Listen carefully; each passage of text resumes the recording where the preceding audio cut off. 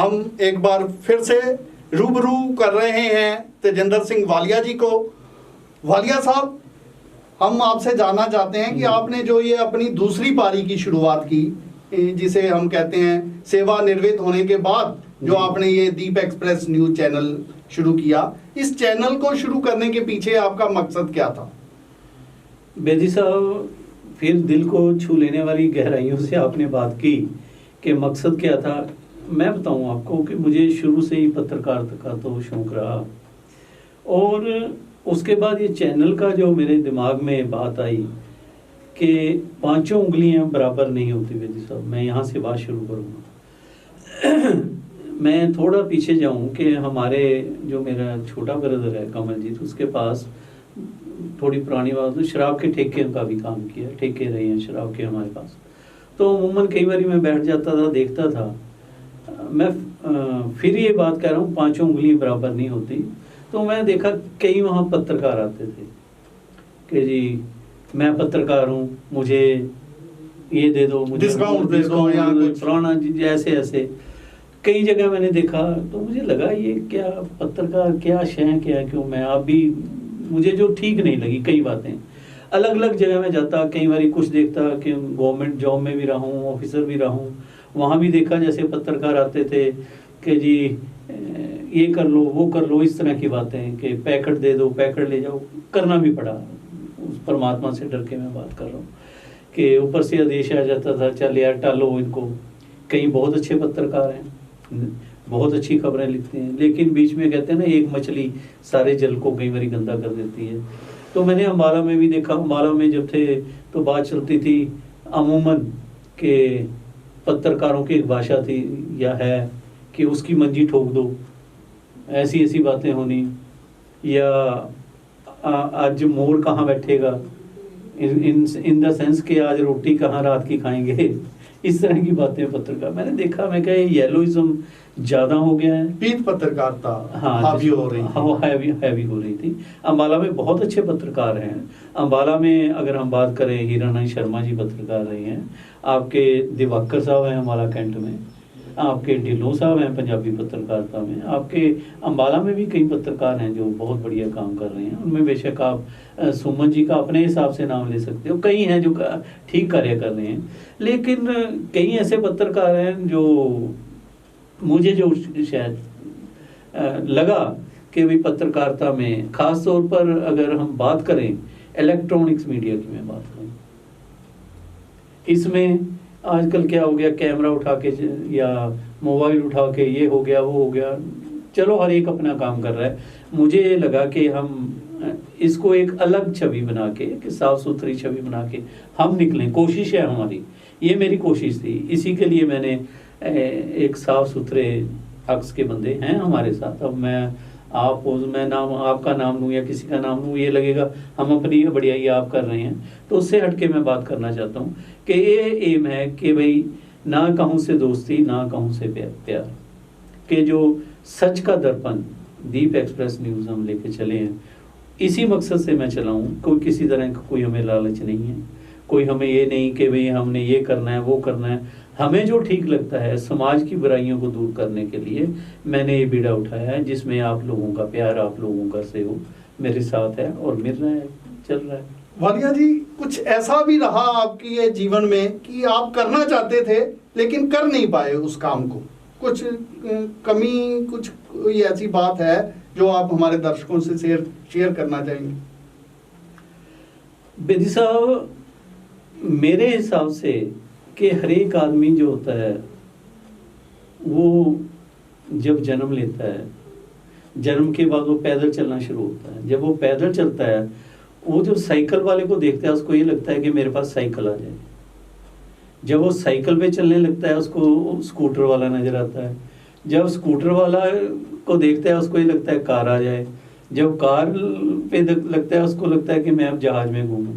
बेदी साहब, कि मैं भी एक इंसान रहा हूँ, इंसान हूँ, कि पहले लगता था कि यार ये ऐसे होना चाहिए। और मैं कहता हूँ शायद कि सच्चाई के रास्ते पे चलते हुए, जैसे गीता में भगवान कृष्ण ने कहा है,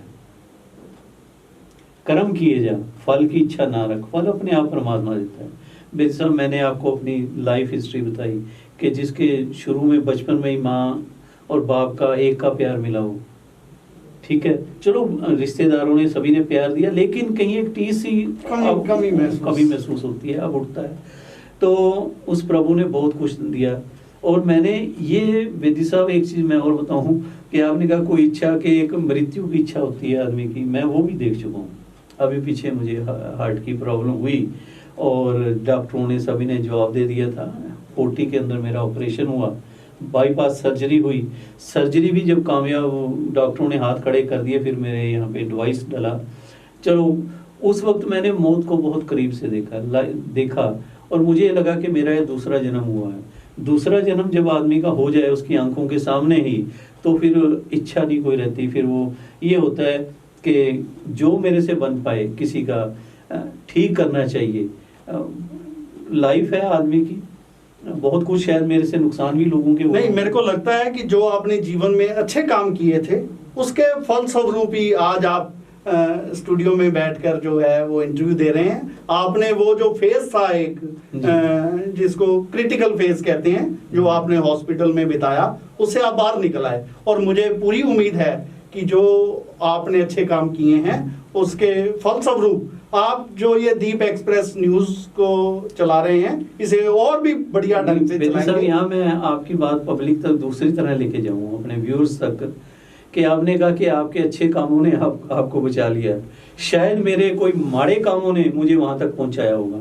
इसको किसी भी एंगल से, हर चीज के दो पहलू होते हैं, अपनी तरफ से आप किस पहलू को सामने रखते हैं ये उस पर निर्भर करता है। पर बेदी साहब, फिर भी मैं उस परमात्मा से, उस अकाल पुरख से, उस गॉड से, उस प्रभु की इतनी मेहर है कि मैं अपनी लाइफ से अब संतुष्ट हूँ। वालिया साहब, एक अहम पहलू था वो छूट गया मेरे से भी। आपकी रुचि धार्मिक कार्यों में मैंने बहुत देखी है, वो चाहे गुरुद्वारे से संबंधित हो या हमारे अम्बाला शहर में जो 52 द्वादशी का मेला एक बहुत प्रसिद्ध है, उसमें मैंने आपकी रुचि को देखा है बड़े करीब से। तो मैं जानना चाहता हूँ कि धार्मिक जो रुझान है आपका वो कैसे हुआ?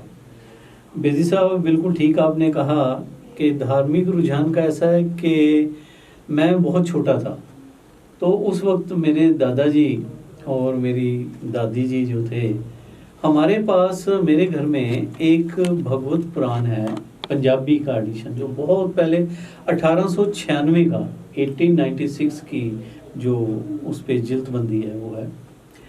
तो क्या हमारे दादाजी क्या किया करते थे कि मेरा घर का नाम बब्बू था, बब्बू है, कि बब्बू तुम्हें पंजाबी आती है, तुम खालसा स्कूल में पढ़ते हो, ये हमें सुनाया करो। पहले एक दो बारी तो मैंने वैसे ही आधा घंटा सुनाया। उसके बाद उन्होंने देखा कि इसका इंटरेस्ट नहीं बन रहा, मेरा सुनाने में इंटरेस्ट नहीं बन रहा। उन्होंने क्या किया, उस वक्त 10 पैसे नवे चले थे बेदी साहब, सिक्के 5 पैसे के, 10 पैसे के। मेरे दादाजी ने कहना, बब्बू ये 10 पैसे पड़े हैं, आधा घंटा तो हमें ये सुना, ये 10 पैसे आगे उन्होंने मत्था टेक देना। मैं वो 10 पैसे के और 20 पैसे के लालच में बेदी साहब, उसमें 4वीं 5वीं 6ठी क्लास में था मैं वो पंजाबी में उनको भगवत पुराण पढ़नी शुरू कर दी। और हमारे जो साथ ही मंदिर है, हमारे पुराने जहाँ हमारा मोहल्ला है आलू वालिया मोहल्ला, वहाँ पे महेशानंद जी पंडित जी थे, वो सप्ताही की 7 दिन में 8 दिन का वो करते थे, उसमें पुराण की कथा। तो वो भी मैंने दादी के साथ वो बीज निकालते रहते थे, हम छोटे से थे, चले जाते थे। चलो मैंने भगवत पुराण जो शुरू करनी, उनको सुनानी शुरू की।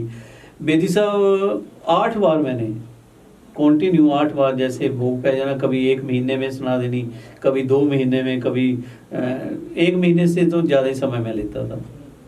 तो उनको सुनाता था, वो पैसे मेरे पे इकट्ठे होने शुरू हो गए, तो मुझे वो मैं पैसे के लालच में ही उनको सुनाने लग गया। कई बार क्या करते थे, हमारे वहाँ पे पेड़े बहुत बढ़िया सराफा बाजार में बनते थे, गुरमक के पेड़े, तो मुझे पेड़े का बड़ा शौक था। उन्होंने जी आज प्रसाद पेड़ों का बांटेंगे भाई, आज बब्बू 2 घंटे सुनाएगा।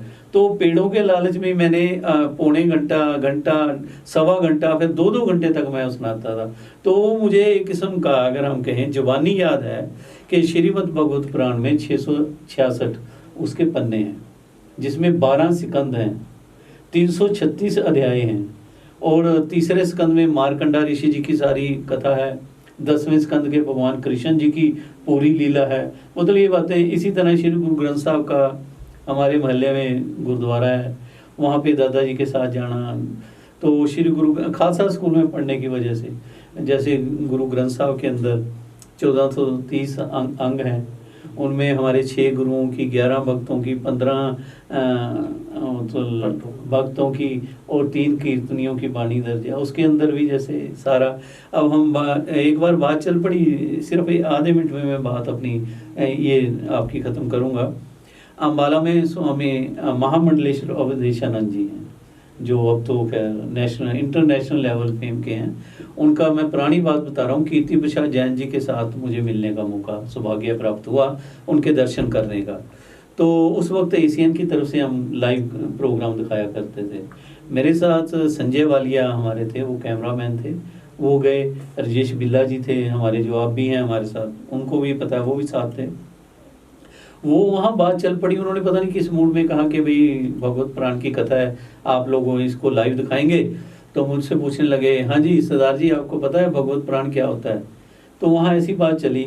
तो फिर मैंने उनको बताया कि भगवत पुराण ही होता है, और भगवत गीता के बारे मैंने उनको बताया कि आज से 7000 साल पहले भगवत गीता का जो उपदेश दिया था कृष्ण जी ने, जो बेदी साहब कुरुक्षेत्र के अंदर 45 मिनट और 15 सेकंड के अंदर इन्होंने, भगवान कृष्ण ने उपदेश दिया था।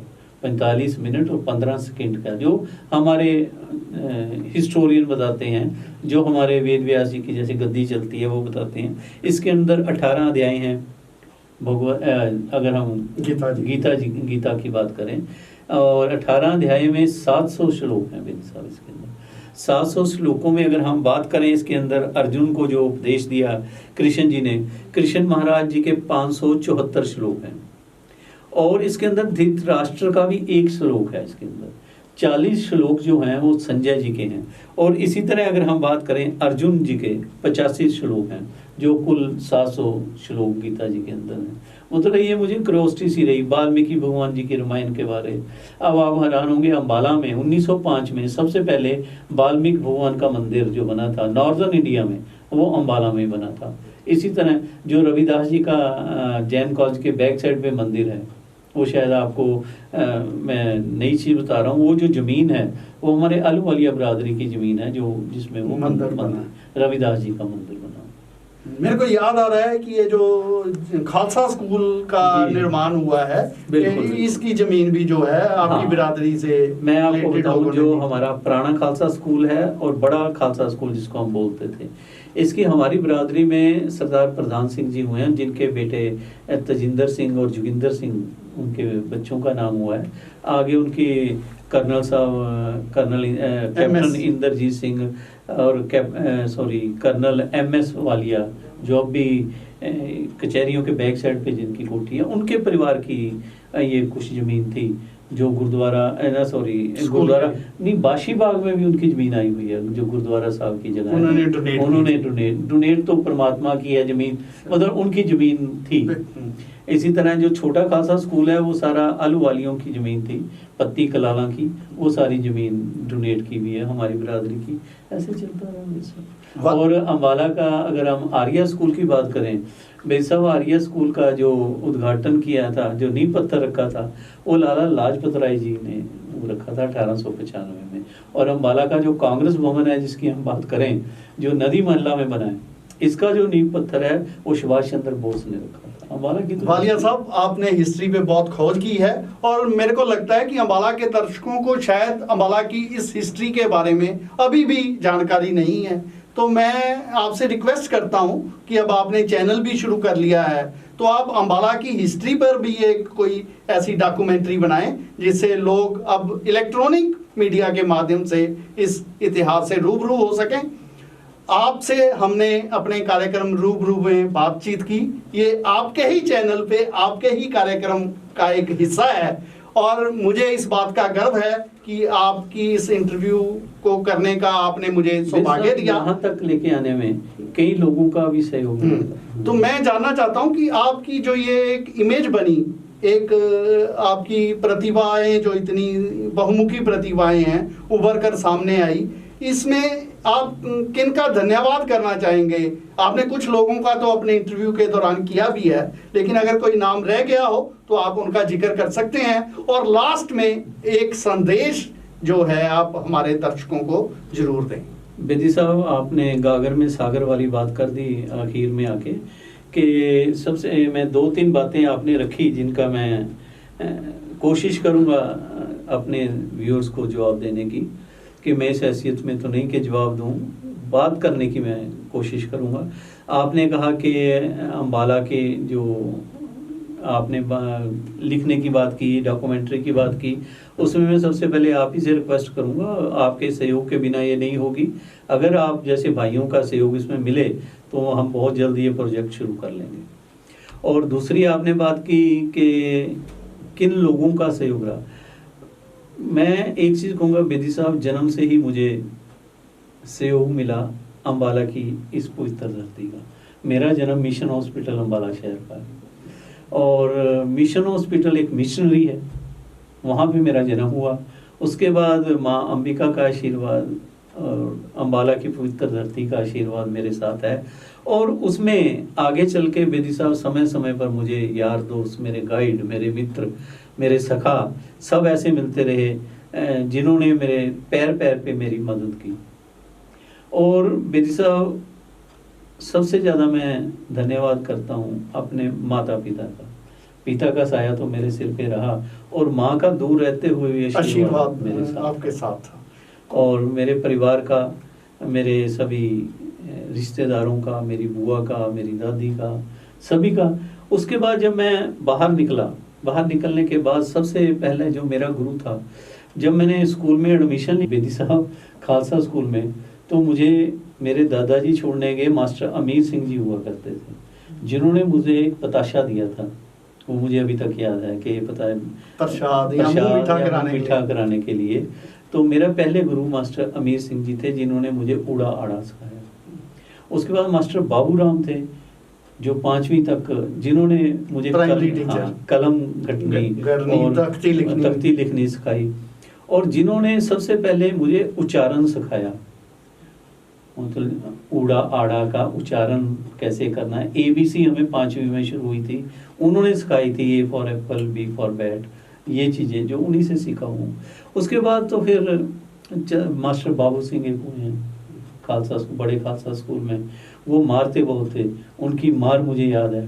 PT भूषण जो हमारे, जो कला के अंदर मुझे लेके आए, शुरू में जब 4th क्लास में था, मुझे भंगड़े में चल भाई, और थप्पड़ तक मारते थे वो। तो बेदी साहब ऐसे ऐसे चलता चलता काफिला चलता रहा। उसके अंदर फिर आके अगर एक मैं कहूँ प्रोफेसर RS पूनिया जी जैन कॉलेज में, जो सबसे पहले, अगर मैं एक चीज़ और कहूँ, देखो हर एक आदमी में खूबी भी होती है, कुछ ना कुछ वो भी होती है। सबसे पहले बेदी साहब, क्योंकि मैं बायोग्राफी में लिखूँगा ही लिखूँगा, वो थोड़ा सा अपने दर्शकों को बता दूँ। सबसे पहले अगर हम प्याला में किसी का बना, तो प्रोफेसर RS पूनिया जी के साथ थोड़ा सा शुरू किया नहीं हो, ये चीज़ तो मैं नहीं कहूँगा।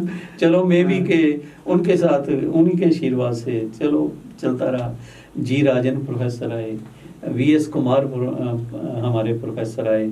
उसके बाद मुनीलाल जैन, मुझे अभी तक याद है कि जब मैंने कनाडा जाना था, उनका लास्ट, उसके बाद उनकी डेथ हो गई थी, वापसी पे मैं उन्हें नहीं मिला।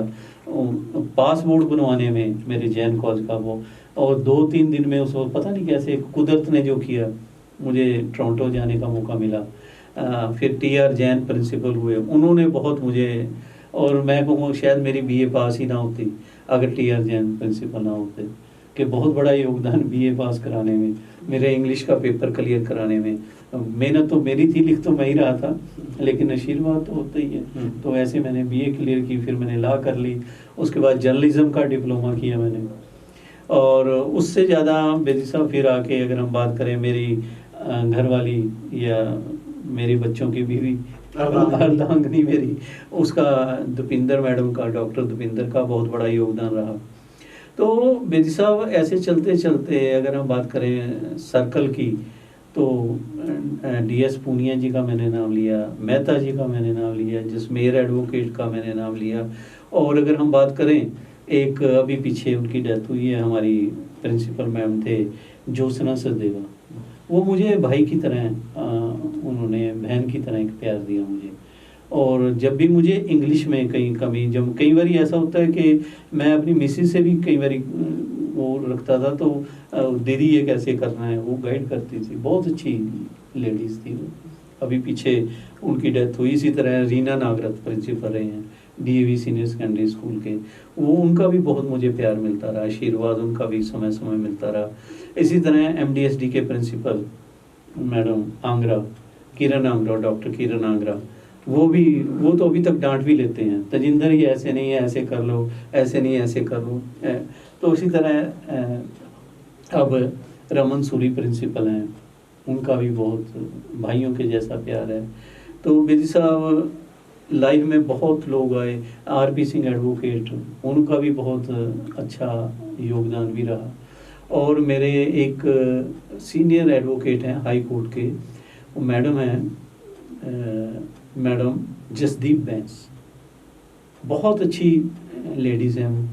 और जैसे कहते हैं कि मेरी जन्म कुंडलियाँ होती हैं, कुछ ना कुछ होता है। अगर मैं आधी रात भी मुझे कोई ज़रूरत पड़ जाए किसी भी तरह की, तो जसदीप मैडम हर वक्त मेरे साथ खड़े हैं। आज की तारीख में भी, सर्विस में भी कई बार उतार चढ़ाव आ जाते हैं, तो उन्होंने पूरा सहयोग दिया। बेदी साहब, यहाँ मैं कुछ नाम और लेना चाहूँगा जिन्होंने मेरा समय समय पर बहुत हर एक तरह से मेरे साथ खड़े। वो और कोई नहीं, हमारे अम्बाला के डिप्टी कमिश्नर रहे रविंदर जाखू जी। और इसी तरह अगर हम बात करें महेंद्र कुमार जी की, जो यहाँ पर डिप्टी कमिश्नर रहे, और नवराज संधू जो एक सोशल वर्कर भी थे और अम्बाला के डिप्टी कमिश्नर थे, और एडिशनल चीफ सेक्रेटरी वो अभी रिटायर हुए हैं। उनका भी मेरी लाइफ में बहुत बड़ा योगदान रहा, मेरी बाजू पकड़ के चलाने में उनका। इसी तरह राम निवास जी यहाँ डिप्टी कमिश्नर हुआ करते थे, वो भी बहुत सज्जन पुरुष थे। सरोज साहब थे डिप्टी कमिश्नर, जिनके साथ एक फैमिली, ये जो मैंने आपको नाम बताए हैं, एक फैमिली की तरह, एक परिवार की तरह है। यहाँ पर एक और IPS अफसर थे जो SPB अम्बाला के रहे, उसके बाद DGP बने अपना संधू साहब, बलजीत सिंह संधू साहब रहे। और कई ऐसे नाम हैं जो अभी एकदम नहीं याद आ रहे, जिनके साथ मेरा बहुत अच्छा ट्यूनिंग रही और काम करने में बहुत मज़ा आया। मेरे पंजाब के कई मेरे IAS अफसर जो मेरे बॉस भी रहे, जिनमें आज पटियाला के डिप्टी कमिश्नर हैं मिस्टर कुमार, बहुत बढ़िया इंसान है वो भी। और हमारे रजिस्ट्रार कोऑपरेटिव सोसाइटी के कई ऑफिसर जो आज तक मेरे फैमिली मेम्बर हैं। ऐसा बिन साहब जहाँ भी रहा, प्यार ही प्यार मिला, प्यार ही प्यार मिला। बिन साहब, आपने बात की कि ये तो लाइफ है, चलता रहता है, लोग आते हैं, काफले बनते रहते हैं, कई लोगों के परछावें, कई लोगों की यादें आपके साथ रहती हैं। और इसी अगर हम बात करें, कुछ बेदी साहब ऐसे लोग होते हैं, ऐसे आपके साथी होते हैं। अगर मैं यहाँ पे एक बात कहना चाहूँगा कि जब इंसान जन्म लेता है, कुछ रिश्ते वो ऊपर वाला भगवान बना के भेजता है। जैसे माँ बाप का रिश्ता भगवान ने बनाया है कि ये आपकी माँ है, ये बाप है, ये दादा है, ये दादी है, ये चाचा है, ये चाची है, ये मामा मामी, ये रिश्तेदारियाँ जो हैं ये सारी भगवान की देन है। लेकिन भगवान ने एक रिश्ता ऐसा छोड़ा है आपके ऊपर कि आपने वो बनाना है, आपने अपना भला बुरा आप देखना है। वो रिश्ता है दोस्ती का। जी हाँ, दोस्ती का रिश्ता जो हमेशा आपके साथ चलता है। इंसान खुद अपना दोस्त बनाता है और वो उसके साथ कितनी वफा आप करते हो या आपका साथी करता है, ये तो समय ही बताता है। ऐसा ही बेदी साहब मेरे साथ, अगर मैं बात करूं बचपन से, स्कूल टाइम से और कॉलेज टाइम से, कई मेरे यार दोस्त मेरे साथ जुड़े हुए हैं। कहने को तो हम सभी को कह देते हैं ये भी मेरा दोस्त है, वो भी मेरा दोस्त है। दोस्त असली वही होता है जो आपके सुख दुख में खड़ा हो, आपको पता लग जाता है कि कौन मेरा दोस्त कैसे खड़ता है। तो बेदी साहब, इस मामले में मैं खुश नसीब हूँ। मेरे कई दोस्त ऐसे हैं जो, मैं वही बात आ जाती है बायोग्राफी की, उसमें मैं खुल के डिटेल में दे रहा हूँ, लेकिन यहाँ मैं शॉर्ट के अंदर बात करूँगा। कुछ दोस्त ऐसे हैं मेरे, जब मेरे पे मुसीबत बनी, चाहे मुझे किसी तरह का जरूरत यारी दोस्ती में पड़ी, कहीं झगड़ा हो गया, कहीं फैमिली प्रॉब्लम हो गई, कहीं पैसे की ज़रूरत पड़ गई, या किसी तरह की भी कोई वो दिक्कत लाइफ में आई, या कहीं किसी तरह का भी कोई मसला हुआ, मेरे यार दोस्त मेरे साथ जो ढाल की तरह मेरे आगे आके खड़े हुए और दुश्मन को भी ललकारा, जिन्होंने जो मेरे साथ दुश्मन थे उन्होंने वही दोस्ती का फर्ज निभाते हुए मेरे साथ कंधे से कंधा मिला के खड़े। उनमें मैं नाम लूँगा तेजिंदर सिंह विप्पल। हाँ, तेजिंदर सिंह विप्पल मेरा एक दोस्त है जो स्कूल टाइम से है। इसी तरह कॉलेज में हमारे तेजिंदर सिंह विप्पल के बारे में बता दूं कि वो वाइन कॉन्ट्रैक्टर है, मेरा बहुत अच्छे भाइयों जैसा भाई है मेरा। और इसी तरह एक और नाम मैं लेना चाहूँगा, परमजीत सिंह बाजवा। जी हाँ, परमजीत सिंह बाजवा, उसके साथ हमारे साथ फैमिली रिलेशन, जैसे कहीं भी जरूरत पड़ी वो हमेशा आगे आके फ्रंट वॉरियर बन के मेरे साथ खड़ा। परमजीत सिंह बाजवा जो आजकल कमांडेंट हैं होमगार्ड के अंदर, अम्बाला में उनकी पोस्टिंग है, और कैथल और जींद का भी उनके पास चार्ज है। इसी तरह सुरिंदर सिंह छिंदा जो पॉलिटिशियन है, लेकिन जहाँ जरूरत पड़ी वो खड़ा हुआ। और अगर हम बात करें उसके बाद कॉलेज टाइम के बाद और भी कई दोस्त जो थे वो बिछड़ भी गए, जैसे जतिंदर पाल सिंह लाटी जो चाचा पीटी जी का बेटा था, मेरा बहुत अच्छा कान पकड़कर जैसे हम कार्य लिया करते थे अपने दोस्तों से, जो मेरा स्वभाव रहा है वो हमें सदैवी बिछोड़ा दे के चला गया। इसी तरह बेदी साहब एक और मैं नाम लेना यहाँ बहुत ज़रूरी समझूंगा कि राजेश गुप्ता एक पत्रकार थे और प्रेस की आवाज़, वो अखबार निकालते थे और मेरे साथ फैमिली रिलेशन थे। मेरे फादर साहब उसको भी अपना बेटा ही मानते थे, वो भी मेरा एक फैमिली मेम्बर था और सुख दुख में हर वक्त मेरे साथ खड़ा हुआ। इसी तरह अगर मैं और बात करूं, इस सिलसिले को और आगे लेके चलें, अनिल शर्मा एक हिंदू सुरक्षा समिति के प्रेसिडेंट हुए हैं, जिन्होंने अम्बाला में बनाई थी जब ये हिंदू सिखों का विवाद था। उनके छोटे भाई थे वरिंदर, जिसे हम लीला कहते थे। वो भी मेरा एक बहुत छोटा था हमारे से उम्र में, कॉलेज में मेरे साथ था, लेकिन हमारे ग्रुप में, मेरे ग्रुप में, अगर जैसे जैन कॉलेज में वालिया ग्रुप में भी चलो होता था, तो वो एक बहुत हमारा अहम सदस्य रहा है। कहीं लड़ाई झगड़ा हो, कहीं पे कुछ हो, और अपना लीला वरिंदर छाल मार के सबसे आगे हमारे साथ खड़ा होता था। वो भी अब इस दुनिया में नहीं है, उसको भी मैं श्रद्धांजलि भेंट करूँगा। एक हमारा और दोस्त था कॉलेज टाइम में है और आजकल वो कनेडा सेट है, जतिंदर मल्लिक बिट्टू, आप जानते होंगे, अम्बाला के लोग तो उसको भली भांति जानते होंगे। संपूर्ण सिंह जी हेड मास्टर हुए हैं GRST स्कूल में, उनका बेटा है वो, और कनाडा से जब भी आता है, और इस तरह बहुत फैमिली माहौल में हम मिलते हैं। इसी तरह मेरा एक और छोटा भाई कह लो, दोस्त कह लो, सखा कह लो, मित्र कह लो, कि जैसे कहीं भी जरूरत मैं तुलना तो नहीं करूंगा, एक एग्जाम्पल दूंगा, जैसे रामचंद्र जी के साथ हनुमान जी हर वक्त खड़े हो जाते थे। इसी तरह राजेश चोपड़ा हमारा बिल्ला, जो अब भी हमारे साथ जुड़े हुए हैं। कहीं ज़रूरत पड़ जाए, कहीं शूटिंग में कहीं ऐसी दिक्कतें आ जाती हैं कई बार कि भाई पानी में पड़ना है, कि आग में से निकलना है, तो वो मेरा दोस्त, मेरा छोटा भाई आग में से भी निकला हुआ है। इस तरह की दोस्ती मेरी रही है बेदी साहब। उससे भी बड़ा सहयोग मेरे बच्चों का, दोनों बेटों का और दोनों मेरी बेटियों का बहुत अच्छा। मेरे भाई कमलजीत, बॉबी, और आप बेदी साहब हैरान होंगे, आज की तारीख में भी मैं अपने छोटे भाई को और अपने दोनों बेटों को कान से पकड़कर, अगर मुझे गुस्सा आ जाए तो मैं थप्पड़ तक लगा देता हूँ, ये ऐसे नहीं, ऐसे होना चाहिए। तो ये एक बड़प्पन है, या इसको जो मर्जी कह लो, परमात्मा की दया कह लो, सबसे बड़ा उस दाता का, उस परमात्मा का आशीर्वाद बेदी साहब ये है। बेदी साहब यहाँ मैं एक बात करनी जरूरी समझूंगा अपने व्यूअर्स के साथ, क्योंकि समय भी आप देख रहे हो, घड़ी किसी के इंतजार नहीं करती, चलती रहती है। एक अम्बाला में नाम हुआ है, हरियाणा में नाम हुआ है करतार सिंह जी टक्कर का, जो अकालीन नेता थे, जिन्होंने बहुत कार्य किया हरियाणा के सिखों के लिए। अगर हम बात करें तो बेदी साहब, उनके साथ भी मेरा काफ़ी रिलेशन रहा, काफ़ी अच्छे उनके साथ संबंध थे, अपने बेटे की तरह उन्होंने मुझे प्यार दिया। और अम्बाला में जो, क्योंकि समय की फिर वही दिक्कत आ रही है कि मैं शॉर्ट में आपको बताऊंगा कि जो खालसा कॉलेज पंजोखड़ा में बना, वो उसके सूत्रधारक की बात करें तो करतार सिंह टक्कर ही थे। वो बीड़ा जरूर मैंने उठाया था, मेरे साथ अंबाला कैंट के ढिल्लों, प्रोफेसर ढिल्लों, रतन सिंह जी ढिल्लों, डॉक्टर रतन सिंह ढिल्लों मेरे साथ थे। हम दोनों ने ये बीड़ा उठाया, इसे उस अकाल पुरख ने, परमात्मा ने पूरा किया कि खालसा कॉलेज बना। उसके भी बहुत दिक्कतें आई, क्योंकि ये कॉलेज भी साहब, मैं सिर्फ ये बताना चाहूँगा, पहले ये खालसा कॉलेज बनने जा रहा था लखनऊ साहब।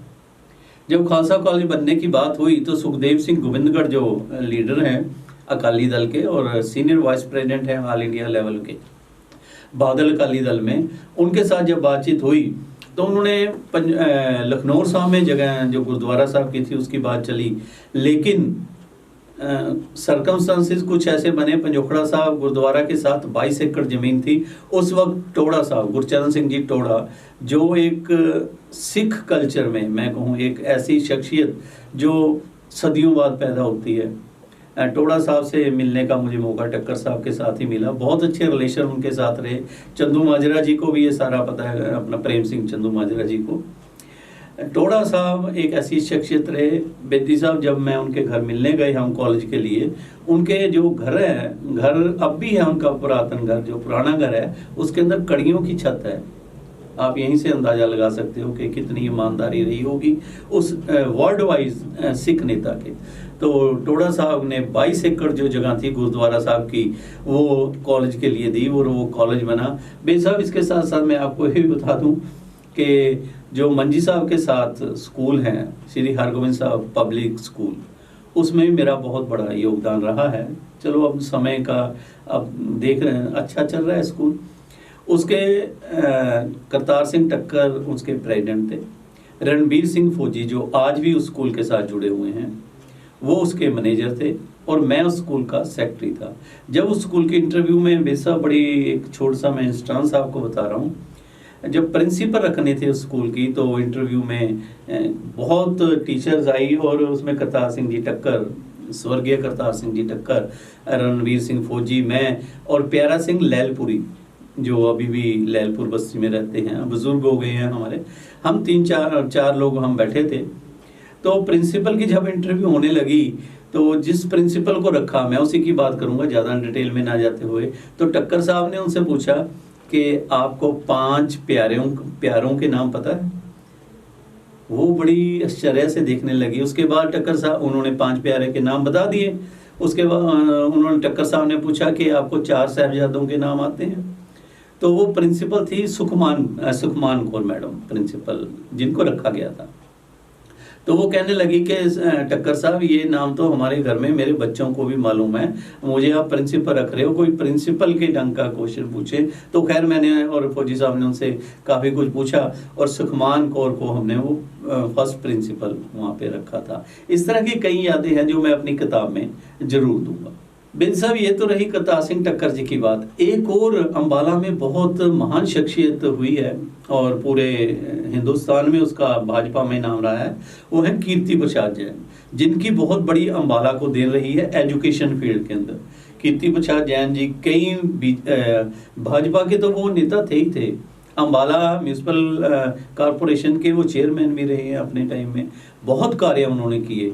और किसी तरह का उनके पास कोई हिंदू मुस्लिम सिख ईसाई जो भी गया, और जैन साहब सभी के थे, किसी का फंक्शन हो कीर्ति प्रसाद जैन जी सबसे आगे होके चलते थे, वालिया जी आओ चलें, वालिया जी आओ चलें। मेरे वो पिता समान थे, बहुत उनसे भी मैंने बहुत कुछ सीखा कीर्ति प्रसाद जैन जी से।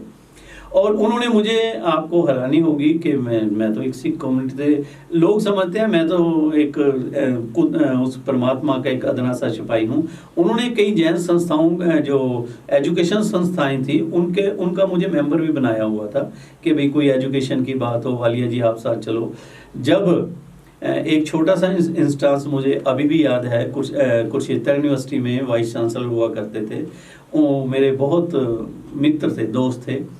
और जैन कॉलेज के अंदर बीकॉम की इवनिंग शिफ्ट शुरू होनी थी और इवनिंग शिफ्ट में उन्हें सीटें लेनी थी कि भाई कितने बच्चों की एडमिशन आप ले सकते हैं।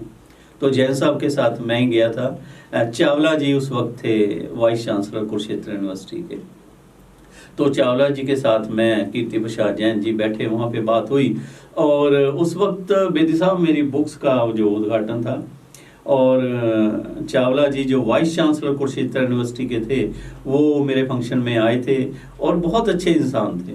उन्होंने उसी वक्त कीर्ति प्रसाद जी ने जितनी कहा कि 180 सीटें चाहिए, उन्होंने उसी वक्त वो रिकमेंड करके मेरे सामने, मैं साथ था, मैं क्या करने वाला तो प्रभु होता है, उसने करवाया। तो कीर्ति प्रसाद जैन जी ने भी बहुत मुझे इज्जत मान सम्मान दिया, और उनसे भी मैंने, जैसे करतार सिंह टक्कर जी की बात की, उनसे मैंने सीखा, और कीर्ति प्रसाद जैन जी से भी मैंने बहुत कुछ मीठा बोलना, प्यार से बात करना सीखा। कोई संदेश जो आप अपने जीवन से कोई सीख मिली हो और आप दर्शकों को देना चाहें? बेदी साहब, मैं एक चीज़ और बताना चाहूँगा जो मैं अपने व्यूअर्स को के साथ शेयर करूँगा, कि कभी भी जल्दी भावुक ना हो, जो मेरे में कमजोरी रही है, जो बाद में भुगतना पड़ता है कई बारी। एकदम भावुक ना हो, और कभी भी इतनी की बात को बढ़ा चढ़ा कर नहीं कहना चाहिए।